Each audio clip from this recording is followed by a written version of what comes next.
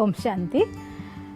Law of attraction എന്ന് പറയുന്നത് അഥവാ ആകർഷണ തത്വം എന്തുകൊണ്ടാണ് ചിലർക്ക് വളരെ വേഗം നടക്കുന്നു, ചിലർക്ക് നടക്കുന്നില്ല, ചിലർക്ക് ഓപ്പോസിറ്റായി നടക്കുന്നു, ചിലർക്ക് കുറച്ച് സമയം കഴിഞ്ഞ ശേഷം നടക്കുന്നു, എന്തുകൊണ്ടാണ് ഇങ്ങനെ പല വേരിയേഷൻസ് ഉണ്ടാവുന്നത്?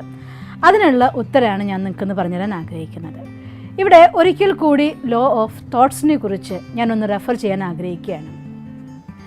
As you think so you become എന്ന് മഹാത്മാക്കൾ പറഞ്ഞിട്ടുണ്ട്. ഒരു കാര്യം സത്യമല്ല എങ്കിൽ അത് ആർക്കും നടക്കില്ല എന്നുള്ളതാണ് ശരി. ഇപ്പോൾ കുറേ പേർക്ക് നടക്കുന്നുണ്ട് എങ്കിൽ ഈ ആകർഷണ തത്വം എന്ന് പറയുന്നത് സത്യമാണ്. എന്തുകൊണ്ട് അത് എനിക്ക് അപ്ലിക്കബിൾ ആവുന്നില്ല? എന്താ എനിക്ക് നടക്കാത്തതിൻ്റെ കാരണം മറ്റൊന്നുമല്ല, നമ്മൾ തന്നെയാണ് അതിൻ്റെ ഉത്തരവാദി. മുന്നും ഒരു വീഡിയോ ഞാൻ ചെയ്തിട്ടുണ്ട്. ലോ ഓഫ് അട്രാക്ഷൻ നടക്കാനുള്ളതായിരിക്കുന്ന കീ എന്ന് പറയുന്നത് വിശ്വാസമാണ്. എനിക്ക് എന്നിലുള്ള വിശ്വാസമാണ് ആദ്യം അത്യാവശ്യം. എന്നിലുള്ള വിശ്വാസം എന്ന് വെച്ചാൽ എന്താണ് അതിൻ്റെ അർത്ഥം? നോക്കി, ഈ പ്രപഞ്ചം മുഴുവൻ ഭഗവാന്റെ സൃഷ്ടിയാണ്.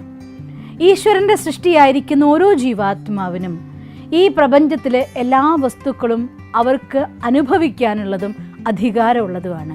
പക്ഷെ എന്തുകൊണ്ട് അനുഭവവേദ്യമാകത്തക്ക രീതിയിൽ എൻ്റെ അടുത്ത് വരുന്നില്ല എന്ന് വെച്ചാൽ അർത്ഥം എൻ്റെ ഉള്ളിൽ നിന്നുള്ളതായിട്ടുള്ള ഏതോ ഒരു ഊർജം കൊണ്ട്. ഈ പ്രപഞ്ചം തന്നെ നിർമ്മിച്ചിരിക്കുന്ന ഊർജ്ജമാണല്ലോ. നോക്കൂ, നമ്മൾ സയൻസിൻ്റെ ഭാഷയിൽ പറയുകയാണെങ്കിൽ ഇലക്ട്രോൺ, പ്രോട്ടോൺ, ന്യൂട്രോൺ കൊണ്ടുണ്ടാക്കിയതായിരിക്കുന്ന ലോകം ആണ് ഈ സാകാരി ലോകം അഥവാ ഈ സ്ഥൂല ലോകം എന്ന് പറയുന്നത്. ഭൗതിക ലോകം എന്നും വേണം നമുക്ക് പറയാം. മറ്റൊരു ഭാഷയിൽ പറയുകയാണെങ്കിൽ ആധ്യാത്മിക ഭാഷയിൽ പറഞ്ഞാൽ പഞ്ചതത്വങ്ങളാൽ നിർമ്മിതമാണ് ഈ ലോകം. ഈ തത്വങ്ങളെല്ലാം അതിൻ്റെ സൂക്ഷ്മഭാവങ്ങൾ മാറിക്കഴിഞ്ഞാൽ അത് വെറും ഊർജം മാത്രമാണ്. അപ്പം എൻ്റെ ഉള്ളിൽ നിന്ന് ഞാൻ പ്രൊഡ്യൂസ് ചെയ്യുന്നതായിട്ടുള്ള ഊർജം ഏതാണോ ആ ടൈപ്പ് ഊർജമാണ് എന്നിലേക്ക് ആകർഷിക്കപ്പെടുന്നത്.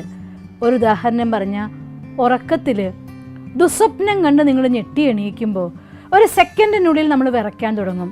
എന്നുവെച്ചാൽ അർത്ഥം ആ മനസ്സിലുണ്ടായതായിട്ടുള്ള സങ്കല്പം, ഭയത്തിൻ്റെ സങ്കല്പം സെക്കൻഡ്സിനുള്ളിൽ ശരീരത്തിലേക്ക് തരംഗങ്ങളായിട്ട് പ്രകമ്പനങ്ങളായി പോയതുകൊണ്ടാണ് അടുത്ത സെക്കൻഡിൽ വിറച്ചിട്ട് നമ്മൾ എണീൽക്കുന്നത്.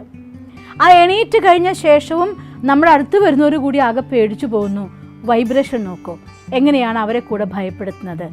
ഇതുപോലെ എൻ്റെ ഉള്ളിൽ നിന്ന് ഒരു തോട്ട് ക്രിയേറ്റ് ചെയ്യുമ്പോൾ അത് തരംഗങ്ങളായിക്കൊണ്ട് ശരീരത്തിൽ മുഴുവൻ വ്യാപിക്കുകയും അത് പ്രകമ്പനങ്ങളായിക്കൊണ്ട് വൈബ്രേഷൻസ് ആയിക്കൊണ്ട് അന്തരീക്ഷത്തിലേക്ക് സ്പ്രെഡ് ആവുകയും സിമിലർ ആയിരിക്കുന്ന അതേ തന്നെ വൈബ്രേഷൻസിനെ എന്നിലേക്ക് അട്രാക്ട് ചെയ്ത് കൊണ്ടുവരികയും ചെയ്യും.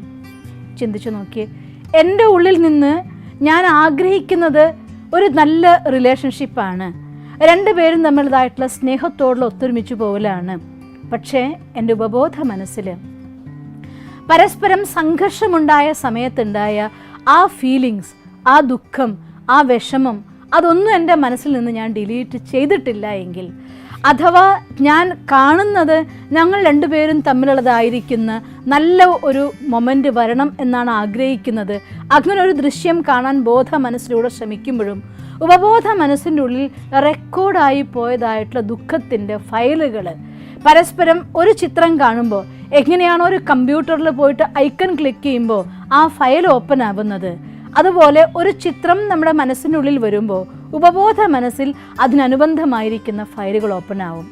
രണ്ട് വ്യക്തികൾ തമ്മിൽ ഉണ്ടാകുന്നതായിട്ടുള്ള സംഘർഷത്തിൽ അവർ കൊടുക്കൽ വാങ്ങൽ നടത്തപ്പെട്ടതായിട്ടുള്ള ദുഃഖത്തിൻ്റെ ഫയലുകളൊക്കെ അത് ആഴത്തിൽ പോയിട്ട് അവിടെ കിടക്കുന്നുണ്ടെങ്കിൽ നിങ്ങൾ അയാളെ ഓർമ്മിക്കുമ്പോൾ തന്നെ ഉപബോധ മനസ്സ് തന്നെത്താൻ ആ ദുഃഖത്തിൻ്റെ ഫയലൊക്കെ ഓപ്പൺ ആക്കും. ആഗ്രഹിക്കുന്നത് അവരുമായിട്ടുള്ള നല്ലൊരു ബന്ധമാണ്, പക്ഷെ ഓപ്പൺ ആക്കപ്പെട്ടത് അവിടെ ദുഃഖത്തിൻ്റെ ഫയലുകളാണ്. അതുകൊണ്ട് എൻ്റെ ഉള്ളിൽ നിന്ന് പുറപ്പെട്ടതായിരിക്കുന്ന പ്രകമ്പനത്തിൽ പോസിറ്റീവ് ആൻഡ് നെഗറ്റീവിൻ്റെ മിക്സ് ആയിരിക്കും. അതിൽ പോസിറ്റീവാണ് കൂടുതലെങ്കിൽ കുറച്ച് വൈകിട്ടാണെങ്കിലും പോസിറ്റീവ് റിസൾട്ട് കൊണ്ടുവരും. നെഗറ്റീവാണ് സ്ട്രോങ് എങ്കിൽ ഞാൻ ആഗ്രഹിച്ചതിന് നേരെ ഓപ്പോസിറ്റായിട്ടുള്ള റിസൾട്ട് എനിക്ക് സംഭവിക്കുകയും ചെയ്യും. അതുകൊണ്ട് ആദ്യം നമ്മൾ ചെയ്യേണ്ട കാര്യം, എനിക്ക് ഒരു റിലേഷൻഷിപ്പിനെ നന്നാക്കണമെങ്കിൽ ആ റിലേഷൻഷിപ്പിൽ നമ്മൾ പരസ്പരം ഉണ്ടായതായിട്ടുള്ള ദുഃഖത്തിൻ്റെ, മോശത്തിൻ്റെ, വിഷമത്തിൻ്റെ എല്ലാ ഫയലുകളും ഡിലീറ്റ് ചെയ്യാൻ അവരോട് മനസ്സുകൊണ്ട് ക്ഷമിക്കുക. മനസ്സുകൊണ്ട് എങ്ങനെയാണ് ക്ഷമിക്കാൻ പറ്റുക? ക്ഷമിക്കുക എന്ന് പറഞ്ഞാൽ ക്ഷമിച്ചു എന്ന് പറഞ്ഞുകൊണ്ടായില്ല, ഫീലിംഗ് എനിക്ക് ഡിലീറ്റ് ചെയ്യാൻ പറ്റണം.